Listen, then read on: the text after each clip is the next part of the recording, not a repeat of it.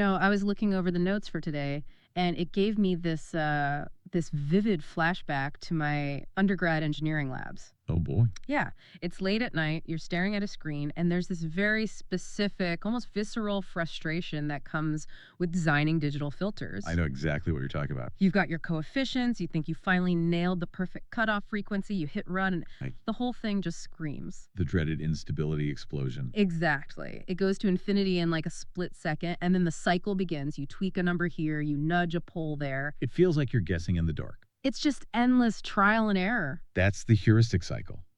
And for decades, that was just the accepted reality of digital signal processing, or DSP. You guess, you check, you hope. It was. It was more of an art form than a rigorous science. A messy one.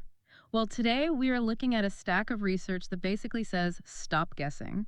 We're doing a deep dive into a method that claims it can take this messy process and turn it into a rigorous mathematical science. We're talking about finding the guaranteed best filter. A bold promise. It is. It's about fusing two really powerful concepts, the bilinear transformation and convex optimization.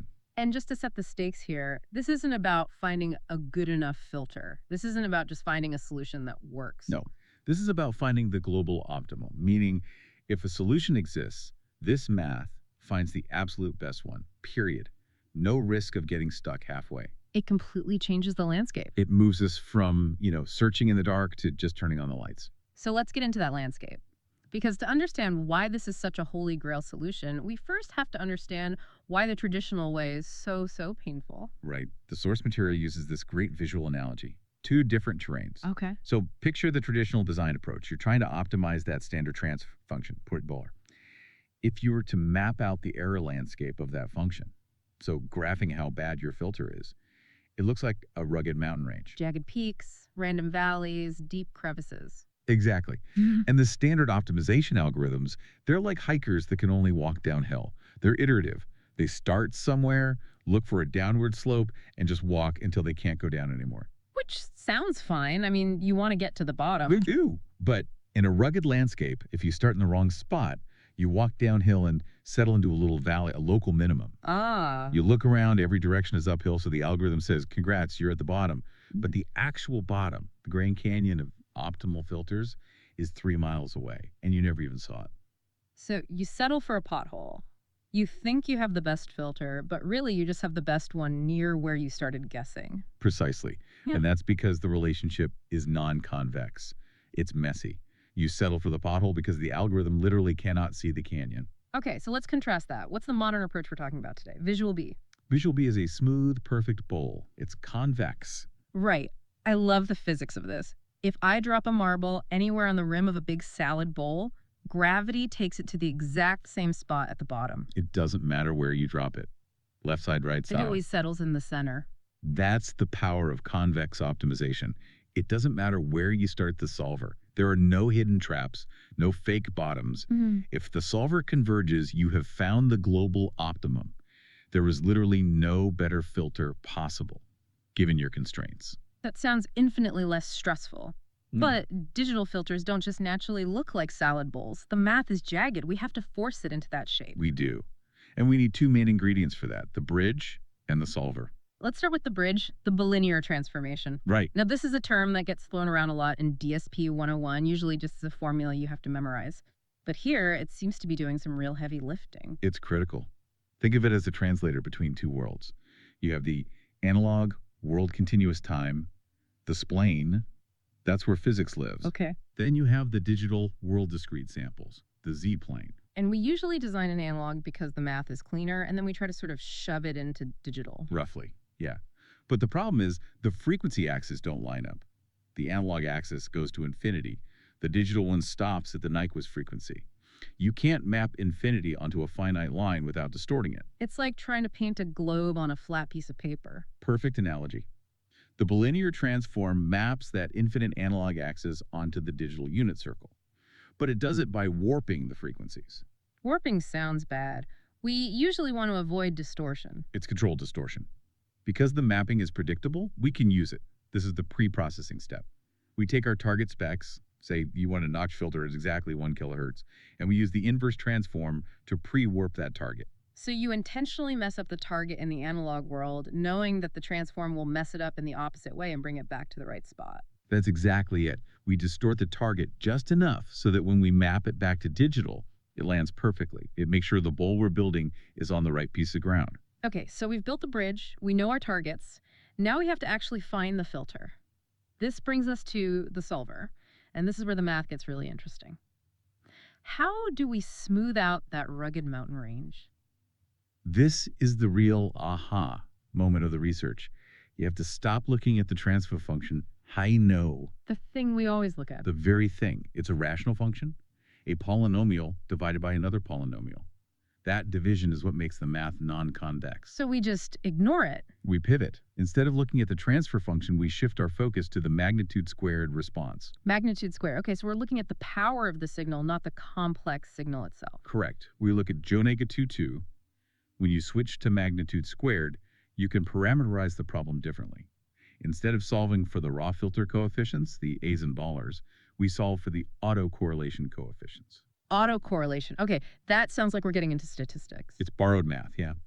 But the magic is in the linearity. When you express the filter's power spectrum using these autocorrelation coefficients, let's call them 3 or 12, the relationship becomes linear. And linear is good. Linear is the bowl. Linear is beautiful. It means we can write an equation that says minimize the error between our power spectrum and the target, and that equation describes a convex surface. So we've tricked the math. By changing the variable we're looking for, we change the shape of the terrain. Exactly. We're essentially just fitting a curve to a target power spectrum. But I see a potential problem. If we're just curve fitting, couldn't the solver give us something physically impossible, like negative power? You're spot on. That's the first danger. Since we're optimizing magnitude squared, the result must be non-negative. You can't have negative 5 watts of power at 100 hertz. So we need guardrails. We do. And this is why we use semi-definite programming, or SDP. It's a type of convex optimization that lets us enforce strict constraints. We add a rule that says the numerator polynomial has to be non-negative for all frequencies. So the solver isn't even allowed to look at solutions that break physics? It's forbidden territory. But there's a bigger monster we have to cage. Stability. Stability, the classic DSP nightmare we talked about. You design this perfect razor-sharp filter, turn it on, and the output just oscillates to infinity. And in the old way, you just scrap it and start over. Because stability was a post-design check. You bake the cake, and then you taste it to see if it's poison. Not a very efficient way to bake. And not at all. In this convex framework, we bake the safety into the recipe. We use a theorem called the Kelman-Yakubovich-Popov lemma, the KYP lemma. That sounds like heavy artillery. It is the heavy lifting theorem.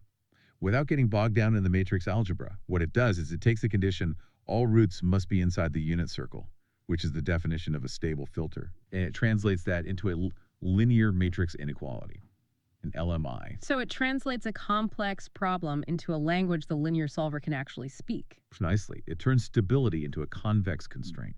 It tells the solver, as you roll that marble down the bowl, you are strictly forbidden from entering any region that corresponds to an unstable filter. That's incredible. You're not hoping for stability. You are guaranteeing it. The solver simply cannot pick an unstable solution. It doesn't even exist in its search space. Okay, theory is great, but let's talk about the actual workflow. How does an engineer do this? I assume we aren't solving these with a pencil and paper. Definitely not. You need a computer. The workflow starts with discretization. Because the computer can't understand a continuous line, it needs points. Right, so we take our frequency axis from 0 up to Nyquist, and we chop it up. We create a grid, a $1 to $2. Connecting the dots. Exactly. We define our target on this grid. At this frequency, I want 0 dB. At that one, I want nexus 60 dB. Then we feed this problem into an SDP solver. Like CVX or YELIP. Exactly. Those are standard MATLAB toolboxes.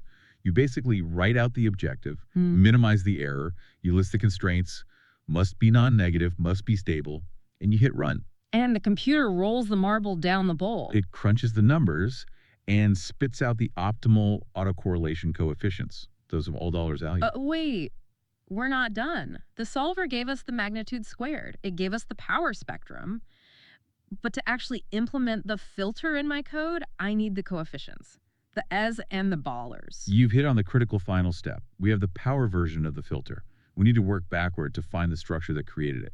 This is called spectral factorization. It sounds like something from Ghostbusters. It's a bit less dramatic, but just as important. Think about it this way. Squaring a number destroys information. If I tell you 6 pi r equals 99, what is a 6 baller? Could be 3, could be -3. Right. You lost the sign. Now scale that up to polynomials. We have the magnitude response, but there are actually multiple different filters that could produce that exact same magnitude. Some are stable, some are unstable. So spectral factorization is like a sorting hat. It looks at all the possible roots and picks the right ones. Exactly. Specifically, it picks the minimum phase roots. Those are the roots that lie inside the unit circle. This ensures that when we reconstruct our final hertz, we get the stable version. Ah, so that's the second lock on stability. The KYP lemma ensured a stable solution existed, and spectral factorization makes sure we actually pick it at the end. Precisely. It factors the polynomials to give us the final numerator and denominator, and those are the numbers you type into your code. It seems almost too clean. I'm the skeptic here. If this method guarantees the best filter, guarantees stability, and removes all the guesswork, why isn't everyone doing this for every single filter? That's the reality check. There is a price of perfection. Okay, what's the catch? The biggest one is computational cost. It's heavy on the CPU. Extremely. Solving an STP involves inverting massive matrices over and over again. It is orders of magnitude slower than just calculating a formula for, say, a Butterworth filter. So we're talking minutes, hours. Could be seconds, could be minutes. But the real bottleneck is scalability. Semi-definite programming scales poorly. If you try to design a filter with an order null or greater than, say, 50, a standard solver will just choke. It runs out of memory or something. Memory or numerical precision issues creep in. So this is for high-precision, lower-order filters where every decibel of performance really counts. Got it. Keep the order reasonable. What about the phase? We spent all this time optimizing the magnitude. Did we just ignore the phase response? We did. And that's the second trade-off. Because we stripped away the phase information to make the problem convex, we lost control over it. Spectral factorization gives us a minimum phase filter. Which means the energy is concentrated at the start of the response. Yes. Lowest possible latency for that magnitude. But if you need linear phase, which is crucial for things like datacomms or high-end audio, this method doesn't give you that directly. So it's a power tool, but not a universal one. If I'm listening and I want to try this without crashing my computer, what are the pro tips? First tip. Start small. Don't try to design your masterpiece 40th order filter on the first go. Start with N122A. Debug your formulation. Crawl before you walk. Second tip. Use log magnitude for your objective. Why does that matter? Well, think about the dynamic range. A passband is at 1, or 0 dB. A stop band might be at $10.5, which is negative 100 dB. If you just minimize the squared error, the solver sees the difference between $10 and dollars and thinks, that's basically perfect. So it ignores the stop band because the numbers are so tiny. Exactly. By optimizing the error of the logarithm of the magnitude, you put the passband and stop band on equal footing. The solver fights just as hard for that negative 100 dB floor. That's a great nugget. Anything else? One more. Warm start. Like a car in winter. Similar idea. If you initialize the solver with random numbers, it starts at the rim of the bowl and has a long way to roll. But if you initialize it with the coefficients of a standard design like a Chebyshev that's kind of close to what you want, You're dropping the marble halfway down the slope. exactly. Saves time, helps convergence. It makes the whole workflow much smoother. So zooming out, we've moved from the art of knob twisting to this rigorous framework. We use the bilinear transform, convex optimization, the KYP lemma, and spectral factorization. And the real why, the reason you go through all this trouble, is arbitrary flexibility. Tell me more about that. That feels like the big payoff. It is.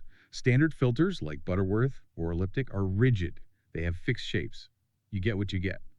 With this method, you can define any shape. So if I need a filter that looks like the skyline of New York City. As long as it obeys the laws of physics, yes. Mhm. You can have asymmetric notches, 3 different pass bands with different gains, a specific slope here and a flat spot there. You draw the line, and the solver finds the circuit that matches it best. That is the killer feature. You aren't limited by the menu of standard filters. You're the chef. It's a complete shift. It lets the specifications drive the design rather than the other way around. That leads me to my final thought. We've mastered the magnitude. We can make the curve look exactly how we want. But you mentioned the phase issue. Is that the end of the story? No, that's the frontier. The concept of constrained complex approximation. Complex meaning both magnitude and phase. Right. The holy grail research right now is trying to optimize the complex response directly. Imagine a solver where you can dictate the magnitude and force linear phase or a specific group delay, all within that same guaranteed optimal framework. So controlling the volume and the timing simultaneously. Exactly. We're not fully there yet for high order filters. The math gets very heavy, but that is where the field is going, pushing the boundaries of what a digital filter can theoretically achieve. It's exciting. We tend to think of this stuff as solved back in the 70s, but there's still room to grow. There's always more to optimize. Well, that's all the time we have for this deep dive. Hopefully, next time you're staring at a filter response at 2 a.m., you'll remember there's a convex bowl out there waiting for you. Just let the marble roll. Thanks for listening. We'll catch you on the next one.